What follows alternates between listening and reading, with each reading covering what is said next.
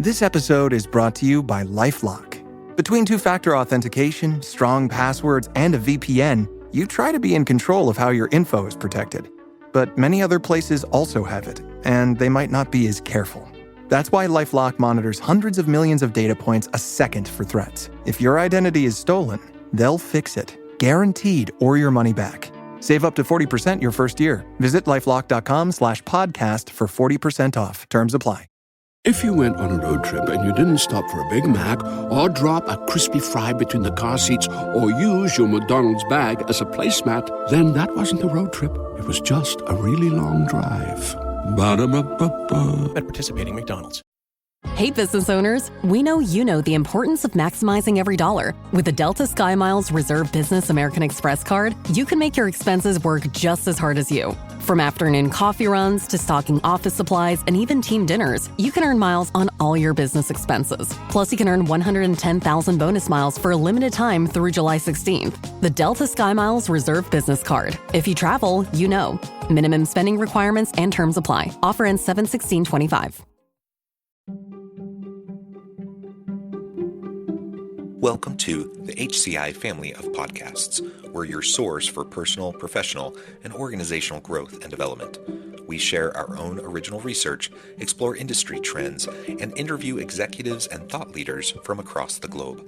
Join us for practitioner-oriented content around all things leadership, HR, talent management, organizational development, and change management. Maximize your personal and organizational potential with the HCI family of podcasts.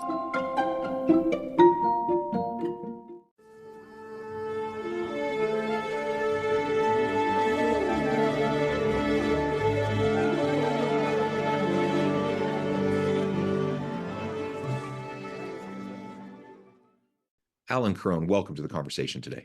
Thank you so much, John. I'm glad to be here. It is a pleasure to be with you. You're joining us from the Memphis area. I'm south of Salt Lake City in Utah.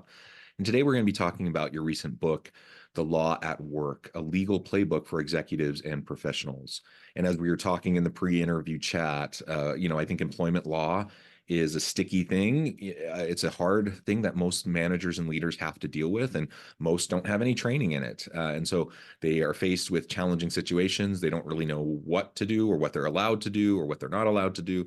And so I think it'll be super interesting as we unpack some of what this book offers, to really give insight to leaders and perhaps some tidbits of application and how we can utilize employment law effectively in our roles as organizational leaders. As we get started, I wanted to share Alan's bio with everybody. Alan Crone is the founder and CEO of the Crone Law Firm, one of the few law firms in Memphis and the Mid-South to focus exclusively on employment law matters. They've helped thousands of employees and C-suite executives who have been unlawfully fired, sexually harassed, denied opportunities because of their ethnicity, gender, religious beliefs, etc., successfully take legal action against those who have mistreated them at work and threatened their livelihoods. Alan has 30 plus years of experience in the legal industry and previously served as special counsel and senior policy advisor to City of Memphis Mayor Jim Strickland. Alan is author of The Law at Work, which we'll be discussing today. He also served as a chief counsel for the Tennessee Department of Employment Security, a position he was appointed to by former Tennessee Governor Don Sundquist. I could go on, but I'm going to pause there, Don. Alan, anything else you would like to highlight by way of your background or personal context before we dive on in? No, I would just say that, we primarily represent people. Sometimes those people run businesses or are, own businesses. But it's a passion. My passion is and mission is to transform the American workplace into something more equitable. And we do that by representing people and holding companies accountable.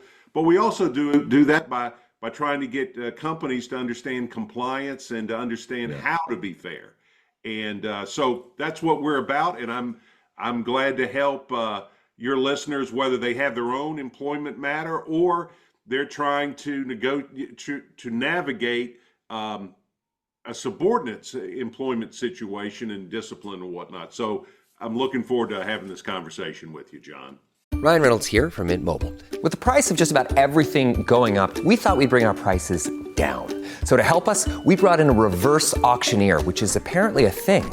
Mint Mobile Unlimited Premium Wireless. How to get 30, 30, bit to get 30, bit to get 20, 20, 20, bit to get 20, 20, bit to get 15, 15, 15, 15, just $15 a month? Sold! Give it a try at mintmobile.com/switch. Upfront payment of $45 for 3-month plan, equivalent to $15 per month required. New customer offer for first 3 months only. Speed slow after 35 gigabytes if network's busy. Taxes and fees extra. See mintmobile.com.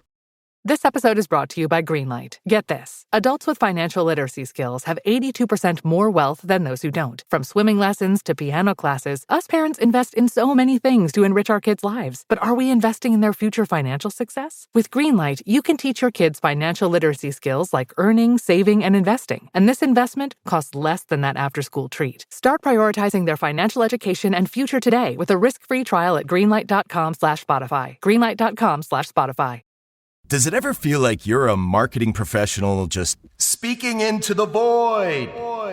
Well, with LinkedIn ads, you can know you're reaching the right decision makers. You can even target buyers by job title, industry, company, seniority, skills. Wait, did I say job title yet? Get started today and see how you can avoid the void and reach the right buyers with LinkedIn ads. We'll even give you a $100 credit on your next campaign. Get started at linkedin.com/results. Terms and conditions apply. This episode is brought to you by Polestar. There's only one true way to experience the all-electric luxury SUV Polestar 3, and that's to take a test drive. It can go from 0 to 60 in as little as 4.8 seconds with the dynamic handling of a sports car. But to truly understand how it commands the road, you need to be behind the wheel. Up to 350 miles of range, the 3D surround sound system by Bowers & Wilkins. It's all something you have to experience to believe. So book your test drive for Polestar 3 today at polestar.com. Close your eyes, exhale, feel your body relax, and let go of whatever you're carrying today. Well, I'm letting go of the worry that I wouldn't get my new contacts in time for this class. I got them delivered free from 1-800-CONTACTS. Oh my gosh, they're so fast. And breathe. Oh, sorry. I almost couldn't breathe when I saw the discount they gave me on my first order. Oh, sorry. Namaste. Visit 1-800-CONTACTS.com today to save on your first order. 1-800-CONTACTS. I appreciate that. And I appreciate the advocacy. I think employees often have very little power or voice within an organizational setting. And so having advocacy from firms like yours to support employees who are just trying to be treated with dignity and respect, to be treated fairly, is really important. And I think most organizations, like I don't think most leaders wake up in the morning thinking I'm, nefariously, I'm going to exploit my people today or treat them inequitably or allow my prejudice to come through in how I treat them, et cetera. Like I think most people do the best they know how, and they try to put their best foot forward. But so many leaders just don't even know, what some of the big obstacles and roadblocks are, the pitfalls, the red flags, et cetera. And so I see the organizations falling into the same traps, the same mistakes over and over and over again. And again, we can take the possibly nefarious intent, but my guess is probably not. But either way, the outcome and the impact on individuals is the same. Like people are still hurt, they're still damaged, they still lose their jobs, they still have the repercussions on their families, whether there is that kind of nefarious intent or not. When things are mishandled in the workplace from an employment law standpoint, it causes damage. It also causes cultural damage to the organization, reputational damage to the organization. So I mean, all across the board, it's not in anyone's best interest to not handle these things correctly. Like we just need to treat people with dignity and respect, treat them fairly, and that's what you're trying to do. So I appreciate that. No, it's my pleasure. And let me kind of start the conversation this way at a high level. I think what we get lost with in American business is that everybody's just trying to make a living. And the company has a more than legitimate duty and obligation to make money for its shareholders or its owners. So I'm not here saying I'm not anti-capitalist. I'm not anti-management. I'm pro everybody. And I think that again, if you go back, most of I'm 58, just to put my age into context. And my fathers and grandfathers grew up in a work environment that was dominated by post-World War, either World War I or World War II, where you had a huge number of veterans in the workforce. And so there was this autocratic, hierarchy that got imposed on business, and it was our way or the highway, and that created a certain dynamic. Well, now in 2024, you still have that because you still have a number of veterans in the work, and I'm not dissing veterans. It's just they're used to a certain hierarchy. But now workers have a different. They have a lot more options than just going and getting a W-2 from some. So managers have to completely rethink the way that they approach everything from discipline to training to alignment and engagement, all those words that we say to try to get folks to do what we want them to do. And so I think it starts with mission. And most businesses in America, they may give lip service to their mission, but they don't build their business around it, in my opinion. Well, yeah, I think that's right. Or at least, there's a difference between kind of your purpose, your vision, your mission aspirationally versus what you're actually doing, right? And so I think there's lots of organizations that may have very legitimate aspirational goals that are on their website, that are on banners on the wall, that, go into PR statements, et cetera. And they may have an intention to try to achieve that aspirational goal, but they're not fooling anybody. Like, everyone knows that's not how it actually is. And certainly people who work in the organization know that's not how it actually is in the day to day. And so, I was having a conversation with someone recently where, she was advocating for just being clearer in our language. Like, if it's an aspirational goal, just say that. Just like say, this is our aspirational purpose, goal, mission. But this is like where we're actually at today. And then here are the steps we're going to try to take to get to our aspiration, recognizing we're not there yet.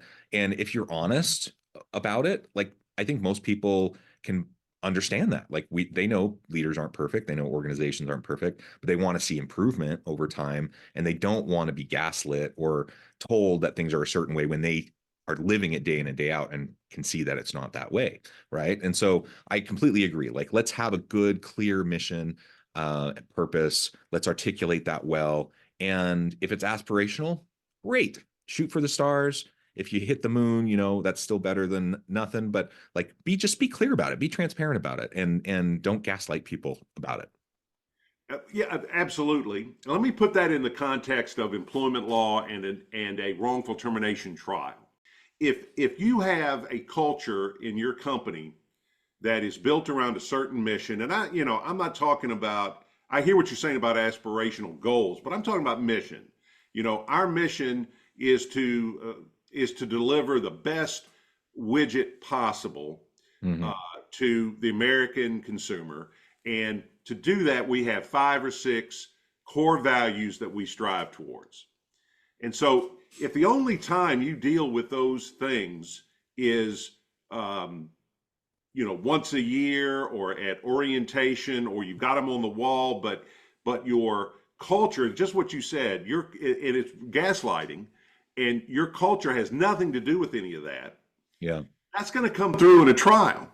But if you're if you orient your training, your hiring, your discipline, every decision that you make around those values and mission, if everybody can recite them on demand to show that it really is something that the organization is committed to, now you have the ability, and this is all great business. It's great HR compliance, but it's wonderful business, because now what you need to be doing is making sure that when you create a position, that you understand how it fits into your mission, how it exemplifies your core values, and you've got to really understand what that position does, and then hire to that. And I'll give you a cartoon level example. As I said, we represent mainly people. Well, sometimes I interview folks that have a corporate background or a defense background, and they're not committed to the mission of helping folks who've been aggrieved, transforming the American workforce. And so no matter how good of a lawyer they are, if I hire them and they're not committed to the mission, we're going to have problems down the road. I always say diversity is overrated. And what I mean by that is you want complete, homogeneous commitment to mission. And if you're finding the best people to do that, then the other diversity of what I call diversity of accidents, gender, race, religion, all those other things take care of themselves. Because as long as you're giving a good outreach and you're bringing in the best people to conform to your mission, then you're going to have an otherwise diverse workforce as it relates to everything else. But if you're just trying to say, oh, well, you know, we need half women, we need half African Americans, we need to make sure we have some Hispanics, and you're going out and you're bringing people in just for those accidental qualities to show that you have diversity, but they're not all committed to the mission or to your values, then you're going to have conflict as you go along. The other thing, and this is great for middle managers and C-suite folks that manage people and lead people, is you got to make sure people understand what it really takes to be successful in your organization. John, I agree with you 100%. Nobody hires anyone or takes a job thinking, oh, in 6 months I'm going to get fired, or 6 months I'm going to have to fire this person. The problem usually comes in because and I use this example because I'm not an accountant. I say, okay, I need an accountant. Well, there are lots of flavors of accountants, right? I mean, they're audit accountants, they're tax accountants, they're bookkeepers, you know, they're all kind. So unless you know exactly what it is and how you want this thing done, and you just go and hire an accountant, even somebody that's got 20 years of experience and they've done well at their previous jobs, they've done well at that job. Are they going to do well at your job? And so making sure that you can train them to do things the way you want them done, and that they're trainable in that, you know, if they say, look, you know, I know that that's the way you want to do it, but I've always done it this way and I'm going to keep doing it that way. That's a red flag. Because you need somebody who's going to do it the way you want it done, the way fits in with your system.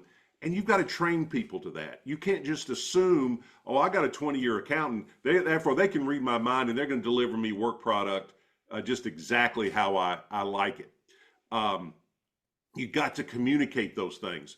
And you can't, the easy thing to do for a manager to do is to have a subordinate that irritates them because for whatever reason, and it's usually because they don't do things exactly the way they want them done.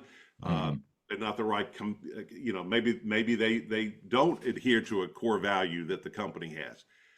You got to communicate. And if you're training to success rather than disciplining to support termination, then you're probably not going to fire people. If you're hiring the right person, you're training them the right way, then they're going to be successful. And if all of your interactions are legitimately, hey, we're trying to give you an opportunity for success, and you're measuring everything by these core values and by your mission, then if the person doesn't work out, you've got a story to tell about how we tried to train this person, we tried to give them every tool to succeed, but they didn't adhere to this core value. And here's where we document our core values, and here's where we've talked about our core values, and this is why this person doesn't fit in with this, and they're not fitting with our mission.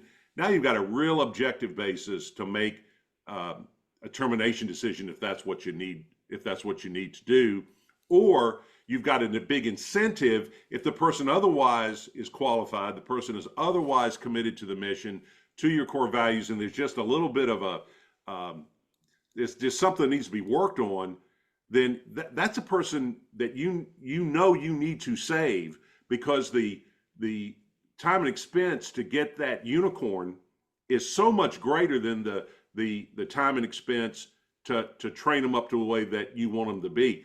And if that is the way your company operates, you know, day to day, minute by minute, it's going to come through in a trial. It's going to come through in the tone of your emails. It's going to come through in how the coworkers talk about this person. And where companies really get hit is either where there is actual discrimination, and it does happen, Yeah. or it's so it's so chaotic and inconsistent that when the manager says, well, we fired this person because they didn't live up to our expectations, it's clear to a jury because they're looking at the tone of things and you're just trying to get rid of them. And that's where the difference between what the truth is and what you can prove in court is. And oftentimes what you can prove in court is, look, the reason they gave for terminating this African-American woman is just completely false. It don't hold up. So it must be because that she was female or she was black. That's how those cases go sideways. I know that's a lot, but that's no, that's excellent. That's excellent. And can I just highlight a couple things? So Sure. First, you really focused in on alignment, which I think is just hugely important. So alignment to purpose, alignment to what the organization's trying to accomplish.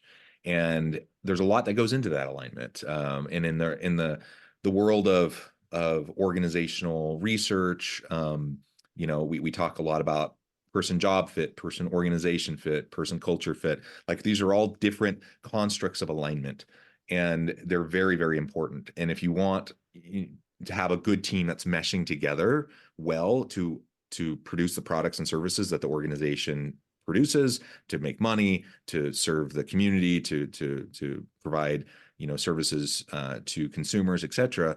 If you want to do that well, you want alignment, right? And then everything else you talked about is just good people practice. It's like just effective HR. And from my standpoint, like my buy, I definitely resonate with kind of your focus, your mission, your advocacy for employees. As an HR professional, that's something that I feel like that I focus on as well. Not to say that organizations are inherently bad, but too many organizations are out of alignment, and they don't do fairly straightforward, simple people practices consistently, which then causes a lot of these other problems. Like if you treat people well, you treat them with dignity and respect, and you treat them fairly, a lot of these things will never go to court. Like a lot of these things, you won't have the lawsuits, you won't have the court cases. People will be excited to show up to work and feel good about the work that they're doing and working together, et cetera.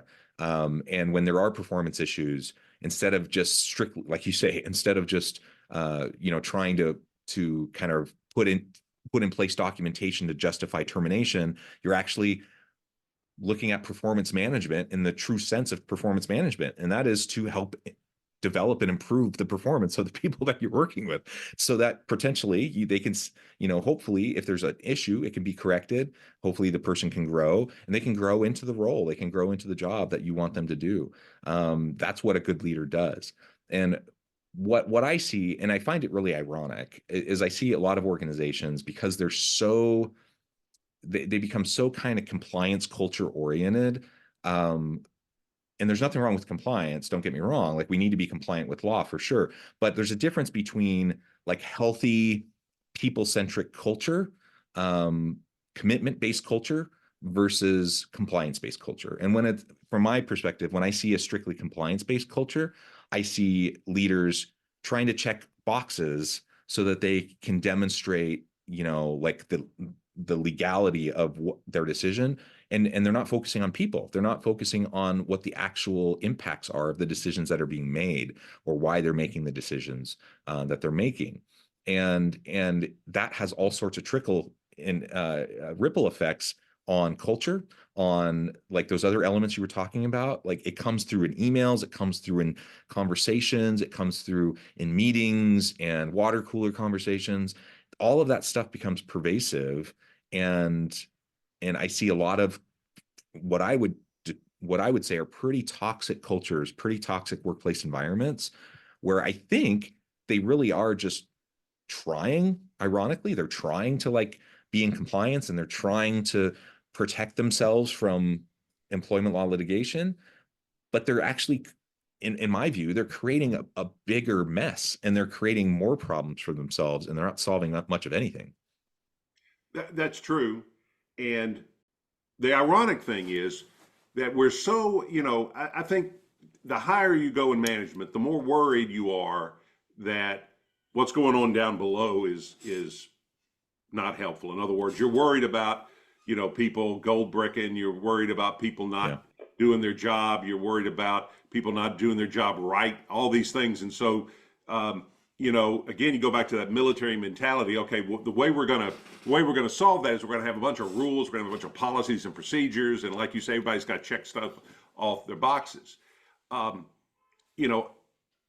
believe that if you got someone, let's say, a typical, well, this person isn't working hard, and maybe they're not hitting their numbers, maybe they're not, maybe it's just a perception of they're not working hard, and so now they've got kind of a target on their back because they perceived as not working hard.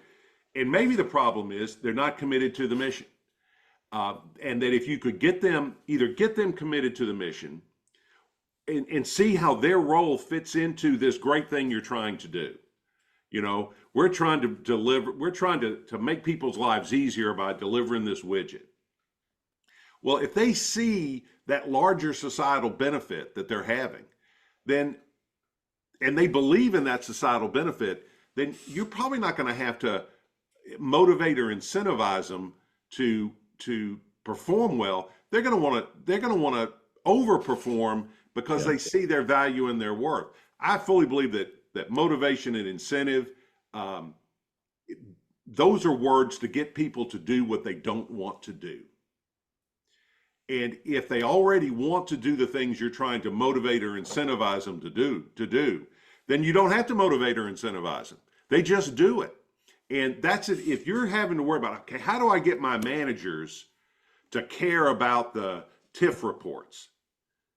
Well, if those managers, if they understand how vitally important those TIF reports are for their mission, and they're not committed to do it, then paying them $50 per report's not going to get them to do it. If it is, they're going to do them wrong.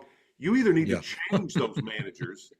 You either need to change those managers to get somebody who is committed to it, who understands why it's so important, or you got to figure out a way to get them motivated towards it.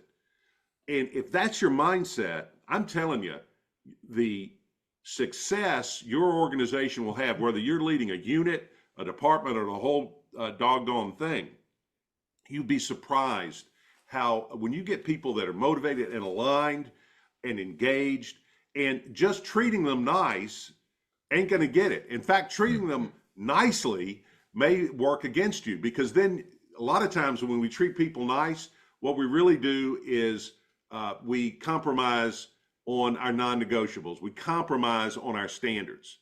And as soon as you compromise on your standards for your lowest performing person, your highest performing person is going to say, well, why am I working so hard? And so what you want to do is, now you got to be accountable, and that's where KPIs, key performance indicators, and other management tools come in so that we can all see how we're doing and be accountable and held accountable. And that's a very easy thing to do, is to say, all right, you got to have 5 of these. We've done research. We know how many of these TIF reports you can produce in a day, and it's 5.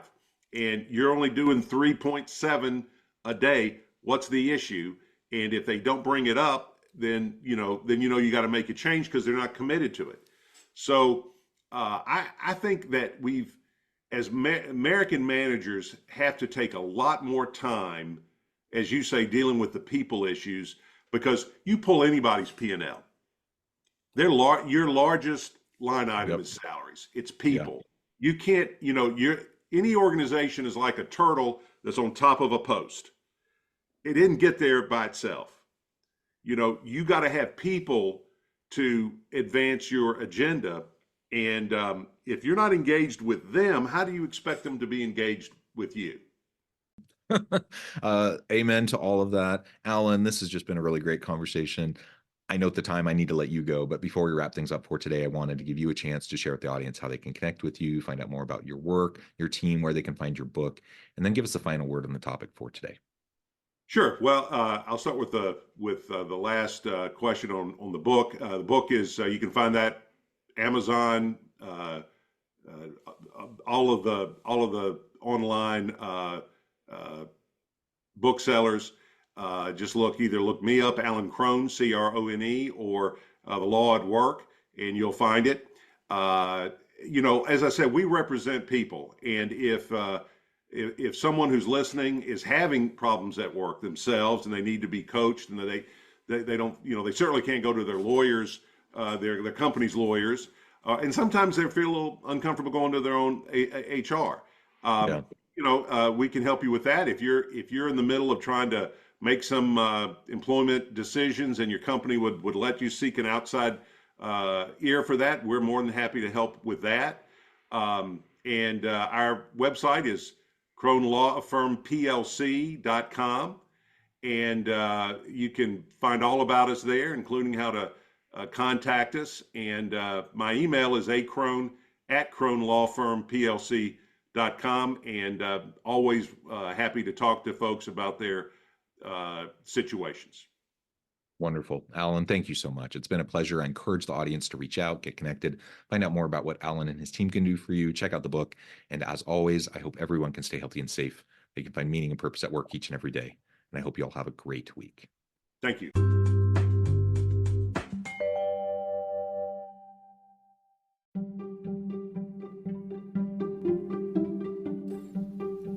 Thanks for joining us for this episode of the podcast. We hope you stay healthy and safe, and please join us again soon.